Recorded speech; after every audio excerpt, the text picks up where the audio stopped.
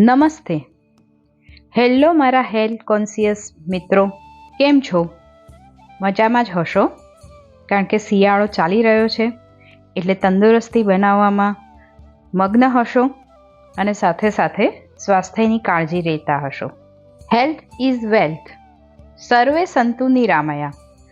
આ શ્રેણી અંતર્ગત આપણે એવા હોમ રેમેડીઝને જોતા હોઈએ છીએ કે જે સહેલાઈથી ઉપલબ્ધ હોય છે, ઉપયોગ કરવામાં સરળ હોય છે અને હા, આપણા ખિસ્સાને પણ પરવડી શકે તેવા હોય છે. આ શ્રેણી અંતર્ગત આપણે A to Z આલ્ફાબેટથી શરૂ થતા કેટલાક હોમ રેમેડીઝ જોઈ ગયા છીએ. જો તમે એ વિશેની માહિતી પ્રાપ્ત ના કરી હોય તો આ અગાઉના એપિસોડમાં કરી શકો છો. આ ઉપરાંત આપણે હાલ એવા મિલેટ્સની માહિતી લઈ રહ્યા છીએ કે જે જાડું અનાજ, ગરીબનું અનાજ એવું કહીને એ અનાજને લગભગ ત્યજી દીધેલા છે, પરંતુ સુપરફૂડની શ્રેણીમાં ગણાતા આ મિલેટ્સ આપણા સ્વાસ્થ્યને ખૂબ જ ફાયદાકારક છે, જેની માહિતી આપણે લઈ રહ્યા છીએ. આ જ શ્રેણીમાં એક વધુ મિલેટ્સ સામો વિશેની માહિતી લઈશું. સામો એ વ્રત ઉપવાસમાં વધુ વપરાતું અનાજ છે. ચોખાની જગ્યાએ તમે વાપરી શકો એવો સામો ખૂબ જ ગુણકારી છે. સામામાં fibre, protein, sodium, potassium, calcium અને વિટામિન જેવા પોષક તત્વો હોય છે. સામાથી થતા ફાયદાઓ વિશેની વિસ્તૃત માહિતી લઈએ. સામો તમારી ઇમ્યુનિટીને વધારે છે, કોલેસ્ટ્રોલને કંટ્રોલ કરે છે, તે હાડકાને મજબૂત કરે છે અને હાડકાના દુખાવાને પણ દૂર કરે છે. હાડકાને લગતી સમસ્યા ઓસ્ટિયોપોરોસિસ જેવામાં એ મદદરૂપ થાય છે. ડાયાબિટીસના દર્દીઓ માટે સામો ખૂબ જ ઉપયોગી છે. તેનો ગ્લાયસેમિક ઇન્ડેક્સ ખૂબ જ લો છે, એટલે તે શરીરના બ્લડ શુગરને વધવા દેતું નથી. સામાના ઉપયોગથી ડાયાબિટીસના દર્દીઓના લિપિડ પ્રોફાઇલમાં પણ સુધારો થાય છે. સામો વજન ઘટાડવામાં પણ ખૂબ મદદરૂપ થાય છે. સામામાં કેલરી ખૂબ ઓછી હોય છે અને ફાઇબરનું પ્રમાણ વધુ હોય છે, તેથી લાંબા સમય સુધી પેટ ભરેલું હોય તેવો અહેસાસ રહે છે, એટલે કે વજન નિયંત્રણ કરવામાં ખૂબ જ ઉપયોગી થાય છે. સામો ખાવાથી મેટાબોલિઝમ રેટ વધે છે, જે તમારું વજન ઉતારવામાં મદદ કરે છે. કોલેસ્ટ્રોલ ઘટાડવામાં પણ સામો ખૂબ જ ઉપયોગી થાય છે. સામામાં કાર્બ્સ અને ફેટની માત્રા ખૂબ જ ઓછી હોય છે, જે કોલેસ્ટ્રોલને ઘટાડવામાં મદદરૂપ થાય છે. આથી સામાના સેવનથી હાર્ટ સંબંધી બીમારીઓ જેવી કે હાર્ટ એટેક, હાર્ટ સ્ટ્રોક ખતરો ઘટે છે. સામું પાચન તંત્ર માટે પણ ફાયદાકારક છે. સામું પાચન સંબંધી સમસ્યાઓને ઓછી કરે છે. તેમાં રહેલા ફાઇબર કબજિયાત, ગેસ, અપચોને દૂર કરે છે. બ્લોટિંગની સમસ્યાથી બચાવે છે. પચવામાં સામો એકદમ હલકો હોય છે. સ્ત્રીઓમાં માસિક સમસ્યાના નિવારણ માટે પણ તેનો ઉપયોગ કરી શકાય છે. સામો પ્રકૃતિએ ગરમ હોય તેનો ઉપયોગ વૈદ્ય કે ડૉક્ટરની સલાહ મુજબ કરવો જોઈએ. આમ આ બધા મિલેટ્સ સુપરફૂડ હોય તેનો ખોરાકમાં આપણે દરરોજ ઉપયોગ ના કરી શકીએ તો તેનો થોડા પ્રમાણમાં પણ જો અઠવાડિયે એકવાર નાસ્તામાં કે સાંજના જમણમાં ઉપયોગ કરીએ તો તેનાથી આપણને સ્વાસ્થ્યને ઘણા ફાયદા થાય છે. તો આ મિલેટ્સને ચોક્કસપણે તમારા ભોજનમાં અપનાવો અને હેલ્ધી રહો.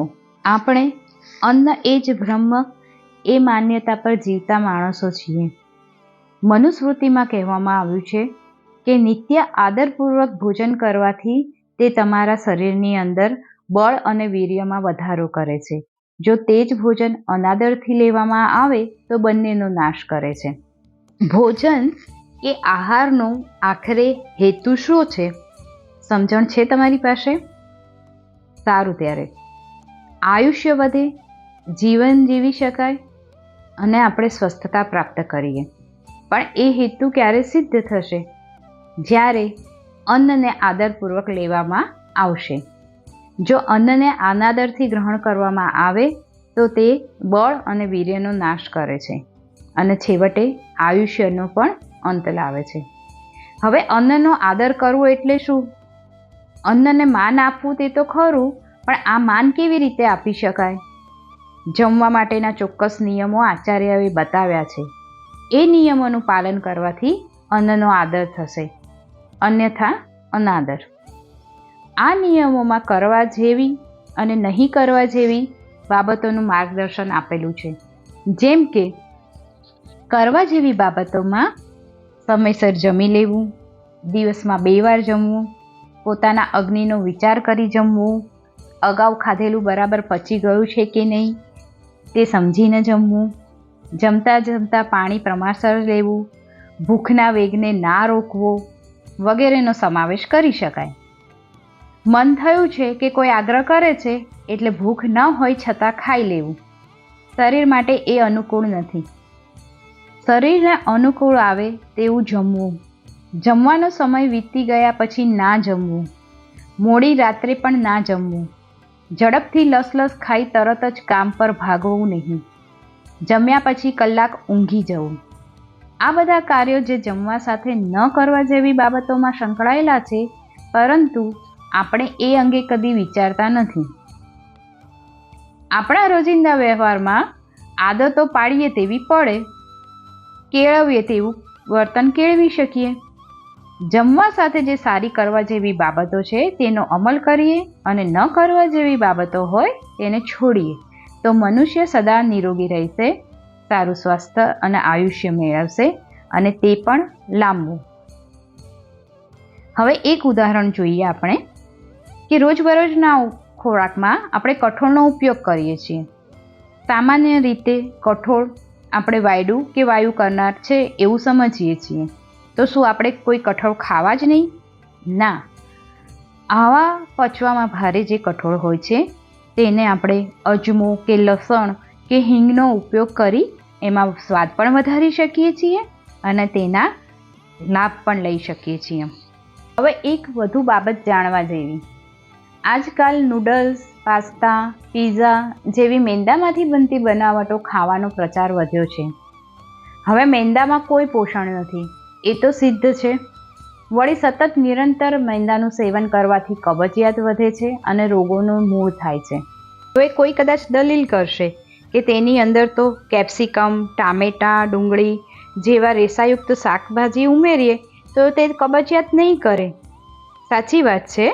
આપણે એક વખત સ્વીકારી પણ લઈએ કે શાકભાજી પીઝા કે પાસ્તામાં ખવાય છે તે કદાચ રેસાયુક્ત હોય છે, પણ સાથે સાથે તેમાં ઉમેરવામાં આવતા તત્વો પિત્ત વધારનાર હોય છે. એ ઉપરાંત તેમાં ઉમેરવામાં આવતી હર્બ્સ કે ઓરેગાનો કે જે સ્વાદ અને સુગંધ આપે છે, જ્યારે કઠોળમાં વપરાતા અજમો, લસણ કે હિંગ સ્વાદ સુગંધ તો આપે જ છે, સાથે પાચનમાં પણ મદદ કરે છે. એટલે કે બહારના જંક ફૂડનો અતિરેક ના કરવો. પ્રમાણસર ખાઓ એની કોઈ ના નથી, પરંતુ તે ખાધા પછી શરીરને એટલો શ્રમ આપો કે જેથી આવા જંક ફૂડનું પાચન વ્યવસ્થિત થઈ જાય અને તે તમારા શરીરની અંદર ખોટો કચરા રૂપે પડ્યા ના રહે.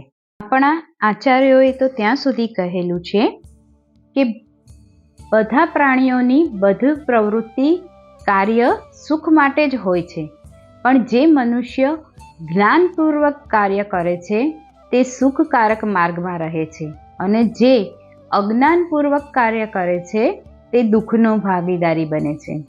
એટલે કે સ્વસ્થ જીવન પ્રાપ્ત કરવું હોય તો અજ્ઞાનપૂર્વક જે આપણા શરીરને નુકસાન કરતા ખોરાક છે તેનું સેવન ના કરવું અને જ્ઞાનપૂર્વક આપણું આરોગ્ય વધારતા ખોરાકનું સેવન કરવું.